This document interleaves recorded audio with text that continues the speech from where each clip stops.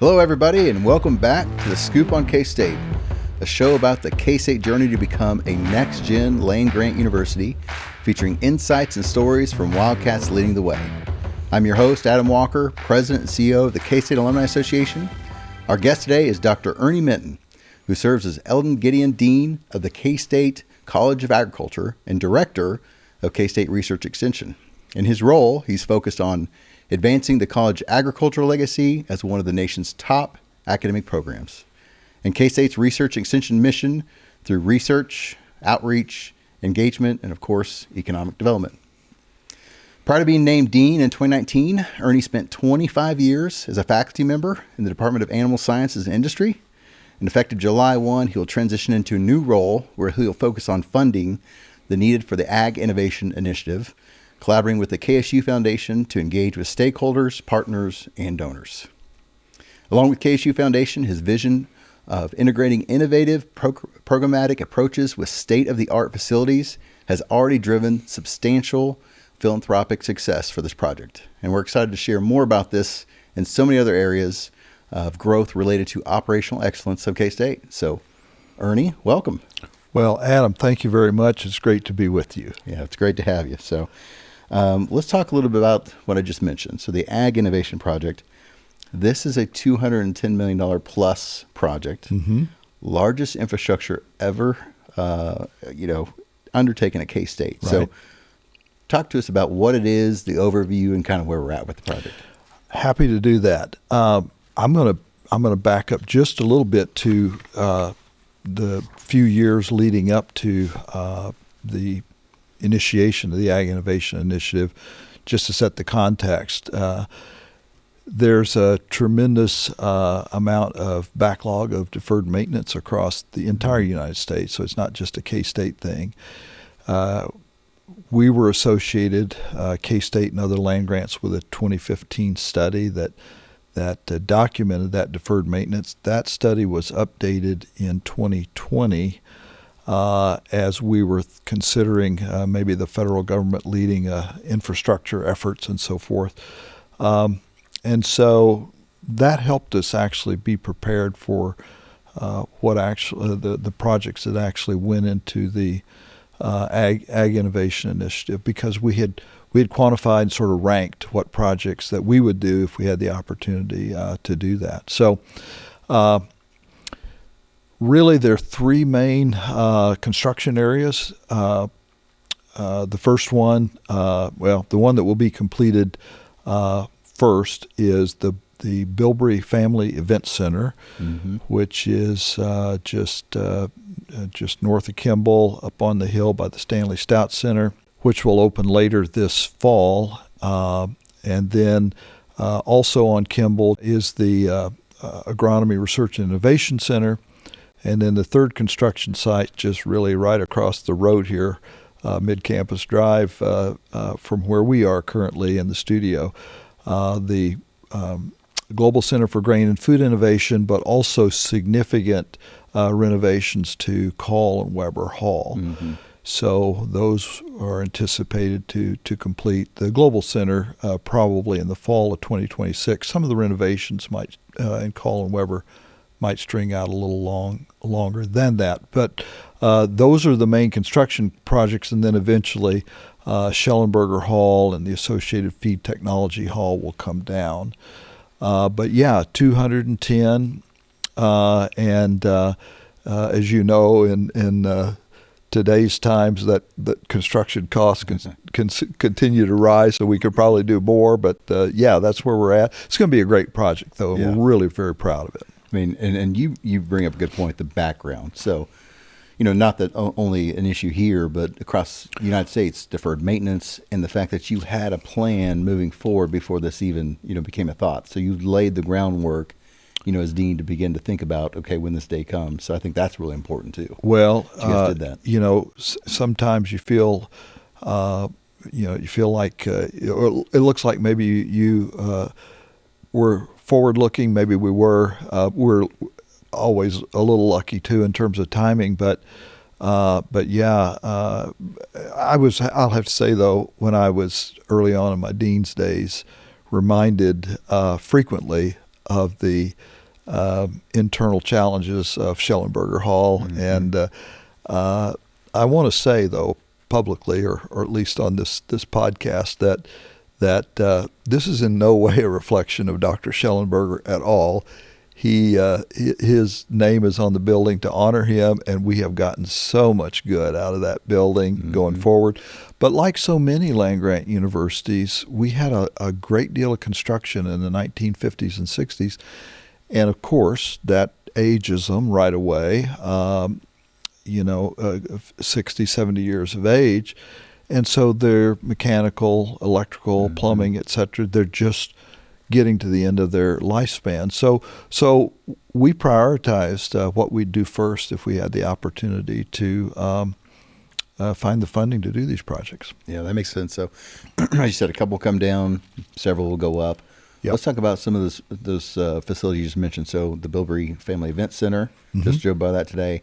I've not been inside, but what I've heard is it's very spacious. It's larger than you would believe. Right. And we're planning to host, I think, a lot of events there. Exactly. Maybe talk about some of the things that may be used for, not just our use, but also externally, trying to bring people to the Manhattan community. Yes, absolutely. So this event center is going to be home to large events that have been traditionally associated with K-State, like the Little American Royal, the Dr. Bob Hines Swine Classic, and events like that, and other academic-related events. Of course, the K-State Rodeo, some horse shows, etc. Yep. Right.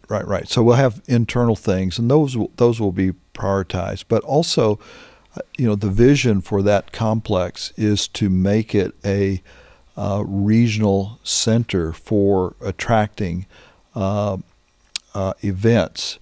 And as the name implies, those are going to be livestock events, but it could be any species. And so we hope to make this attractive, of course, to external events. It'd be great for economic development in the city and the region.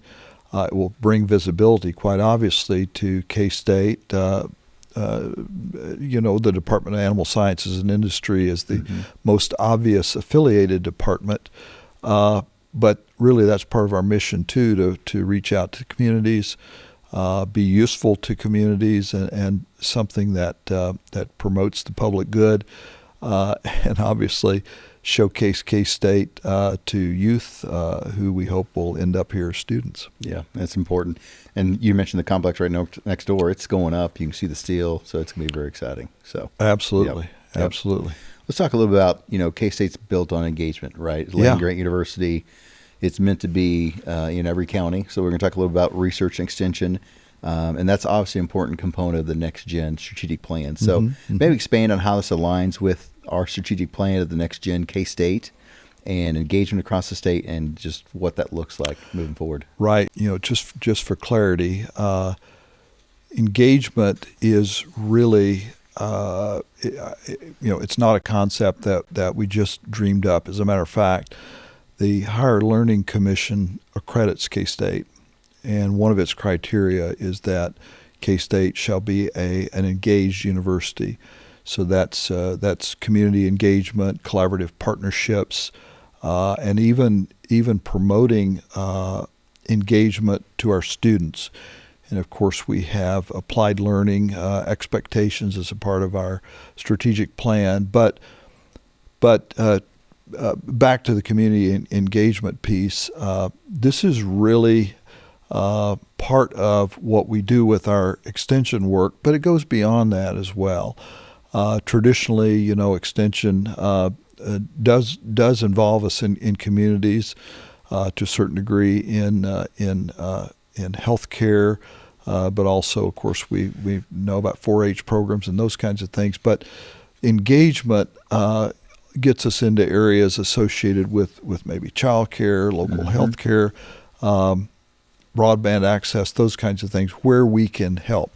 So we're called to do that as part of our accreditation, and just really to boil it down, we should be an institution that people feel the impact of, the public feels the public good of. And so Dr. Marshall Stewart has really kind of elevated that concept. We now have a Center for Engagement. Dr. Tim Steffensmeyer is directing that, but working just hand in glove with Dr.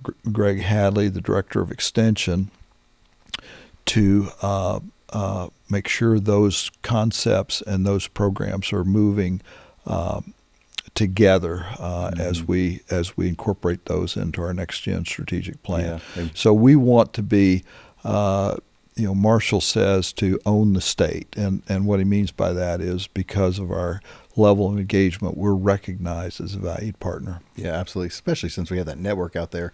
We had Myrna on our last podcast, talked a little bit about that, but really it's elevating. I mean, ag's always been a central piece, will continue to be, but it's really broadening that opportunity for many aspects, like you mentioned, childcare, some others, health, absolutely, and whatnot. So, and recognizing that that engagement is something that all academic departments and units actually at K-State can be a part of. Yeah, that's well said. So, as you look to transition to your new role, maybe share a specific memory or something that stands out from your term as dean. That is pretty easy. And, for a different reason, I'm not going to mention the pandemic. We managed our way through that, but the one that stands out in a positive way, it's actually a range of time. And I would say essentially from about August to December roughly of 2022. This was after the close of the legislative session. President Minton was fairly new here on campus. And we learned when the legislature adjourned that they had awarded K-State $25 million for an ag project, an agriculture building. We could receive 25 additional state dollars, 25 million additional state dollars, if we raised 75 million as a 3-to-1 match. So on the face of it, that match requirement for the second 25 sounded impossible. We knew we could do something, but we couldn't do all of what we wanted to do with just 25 million. So that set in motion, a series of events that led to ultimately to us meeting that match around December timeframe, a great celebration. We didn't think we said outwardly that we could do it. There's always that, can we really? But I'm just saying our philanthropic partners came through. Mm-hmm. But it was a true partnership with K-State leadership, obviously, with our partners at the foundation, the Alumni Association, of course, our college team as well. That provided us the opportunity to really engage with stakeholders to grain commodity commissions and organizations came forward, the Kansas Farm Bureau, et cetera. That was really one of the most rewarding 4 or 5 months, I would say, since I've been dean. Yeah, that stands out. I mean, that's what a legacy. And I mean, you talked about it. I mean, when we come together and focus on something, it's amazing what you can accomplish. That's right. You think about this Ag Innovation Project, I mean, largest infrastructure undertaken. I mean, that's incredible. So I would say that's quite the memory. It's great. It's rewarding. Yeah. I'm gonna go off a little up topic. So following that, you're one of the most identifiable personalities on campus, mostly because of your mustache. So I've got to ask. Okay. You wake up like that? What's it take to maintain it? How'd this start? Just give me the history. Okay. The background. A little bit of history, and don't let me forget to get back to your wake up looking at this question. So, looking like this. I pretty much have always had a mustache, but it was always closely trimmed, very closely trimmed. And going back, I think to 2012 or 2013, I believe, my wife just, in my recollection, for no apparent reason, said, well, maybe it had grown out a little bit. And she said, hey, why don't you just let it grow? So I thought to myself, okay, I'll do that. And so, it started then. There was a transition time when people would look at you and kind of, you think that they were thinking, are you, what are you doing? You growing handlebars, or what are you doing there? And so I've had it this way since about 2013, but without some care, it would not be, I'd probably be identifiable for a different reason that's not very good, because it can be kind of wild. And so, I started using mustache wax and keep trying to keep it groomed. But that topic actually came up on May 2nd. I was really fortunate to have the team, our team in the college, organized a celebration, and somebody asked about, or kind of roasted me a little bit about, how it must look after I got out of the shower. My wife was there. I said, well, there is that, and it's not pleasant, but I also wear a CPAP to sleep, and so the mask does bad things to your mustache, and so it does require a little extra time in the morning to get it looking good. And it's just turned out to be kind of a fun thing for the students and so forth as well. They've made mustache wax, and we've got stickers. I was going to say, I've seen stickers. Fridge magnets. Yeah, you've got like emojis and cartoon characters exactly. all over. Yeah. It's grown into a whole new thing, which is kind of neat. Yeah, it's fun. So, it is. Yeah. And it looks good with a cowboy hat. Well, yeah. Yeah, so, you bet. Anything else you want to share about time here or ag? Anything else? Well, get to our ice cream.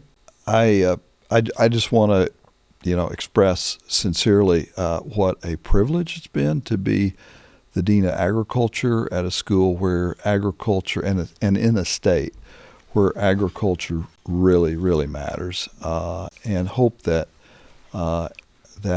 we've made an impact. And I purposely said we because, as I mentioned with like the Ag Innovation Initiative, we always do these things as a team. I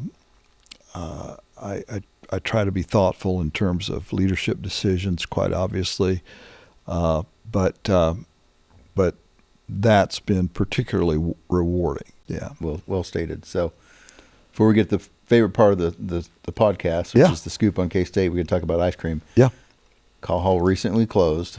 So how do we deal with that closure? And what do we think the timetable may be? Because I know it may be a little longer than we'd all want, but it's going to be great in the end. Well, temporarily closed. That's right. So, yes, we'll relocate the retail sales area for Call Hall ice cream when the Global Center reopens. We anticipate that to be for or around fall semester of 2026. Mm-hmm. So a ways out. Yeah. If the dairy dairy processing renovations track with that, I think that's when K-Staters can anticipate that they'll be back in the Call Hall ice cream business. Things happen, and so we need to be prepared. Yeah. Now, as K-Staters, we're geared up to face adversity, and this will be a tough one. So I think what we're left with is to do our best with, stock up to the degree you can at home. And then when that runs out, you can rely on national brands or maybe locally produced brands. And I think what it'll do is make us appreciate Call Hall ice cream all the more when when we reopen. Now, the other thing I would say is that we still should have, for ice cream lovers, of course, baked goods may not be an adequate substitute, but the Bakery Science Club will still keep us in. Good way to get through it. Cookies and bagels and those kinds of things in the meantime. Yeah, well said. I stocked up. I think I had about 5 or 6 cartons at home, and then we actually did stock up on ice cream for future podcasts. Nice. So we're planning. Thinking ahead. We're thinking ahead. So speaking of in demand, what did you choose today for your flavor?